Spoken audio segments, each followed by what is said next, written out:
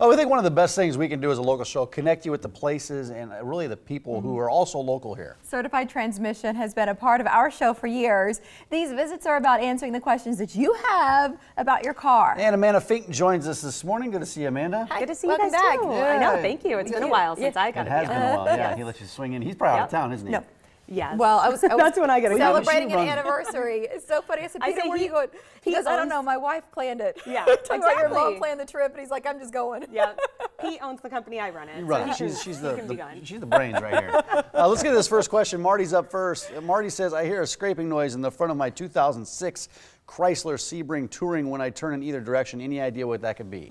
That could be a lot of things. Noises are hard, especially while you're driving and you hear it, and then you have to have someone else drive it so you can try and hear it. So it's kind of hard to figure out sometimes.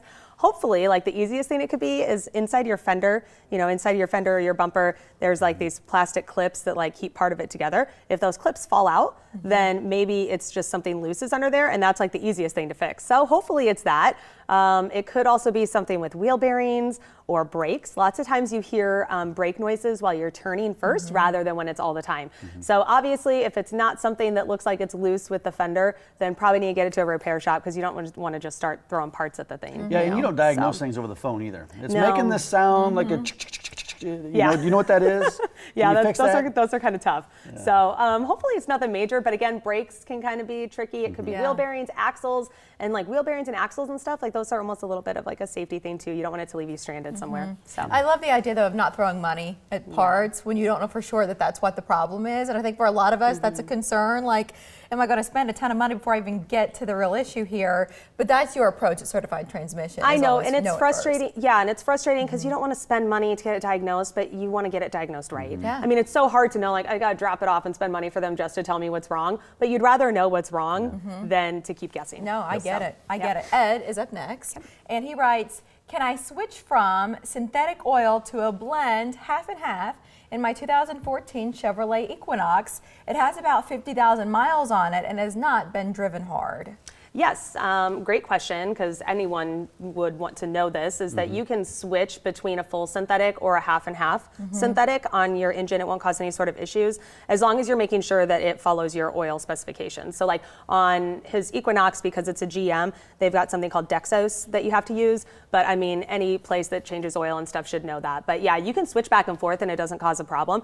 We recommend, and in our vehicles and our fleet vehicles, we use a full synthetic. It can handle more heat. You don't have to change your oil as much. It's more expensive, but we think it works better. Even if you don't think you drive, as Ed said there, I don't drive it hard, even in that case, you'd still recommend it. And a lot of people think that, but like the weather, it can actually, I mean, we're in Nebraska. We can have snow one day and 70 degrees the next day, So it's like the really hot summers and the really cold winters, they are harder on your vehicle than someone that's in San Diego when it's 70 degrees all the time. So even if you don't drive it hard, weather still can impact your vehicle too. Yeah, but make sure you stay up on that maintenance. I know that's something you guys are always preaching. All right, let's get to this last question. This one is from Lori, and Lori asks, what's the difference between a timing belt and a timing chain? That's a good question. There's obviously one's a belt and one's a chain, but there's really no rhyme or reason. It's just depending on the vehicle, which one it has. You obviously have one or the other.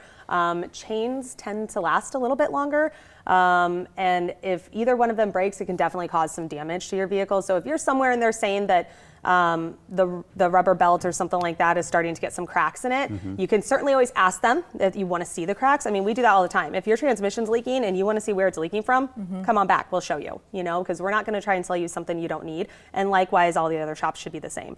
But you definitely want to get that replaced if they're saying something's wrong with it, because it can cause some major engine damage if it actually breaks completely. So they serve the same function? Yep. Okay. Yep. I mean, they do. And one's made out of rubber and fiber and polyurethane, and one's a chain just like on your bike. So, I mean, there's really no rhyme or reason. It's just the design on the vehicle. You at Certified Transmission, you're constantly investing in education, because we talk about our cars and the technology in our cars. Well, you're not going to take an approach to a 2017 vehicle the way you would a 1973 car. Yeah. And so continuing education is essential in your field. What's coming up? Cars are so complicated now, and the transmissions, I mean, everything's run by computers now. And so we try and stay ahead of the curve and try and stay up to date on everything. We've got a research and development department that we buy like wrecked cars from the auction just so, I mean, they're still drivable, just so we can test transmissions in them before we start selling them. Oh, wow. Because I mean, we sell 40,000 transmissions a year all over the country. We have to make sure that we're the best at it, you know? But yeah, this weekend we're taking about 30 people and myself. We're going down to Kansas City. There's a big automotive expo down there. So we're doing management and technical training. And so it's kind of fun. We get to like all hang out and stuff and then also do some training and things like that. So it's a good time. We go every year and we send usually 2 to 3 dozen people. Yeah, So. that's right. Yeah, like you said, you're always investing in that. But it's amazing. Like you said, the computers that are running today's cars, from everything. I mean, the computers talk to your brakes, it talks to the engine, it talks to all kinds of things. And so staying up on that is important.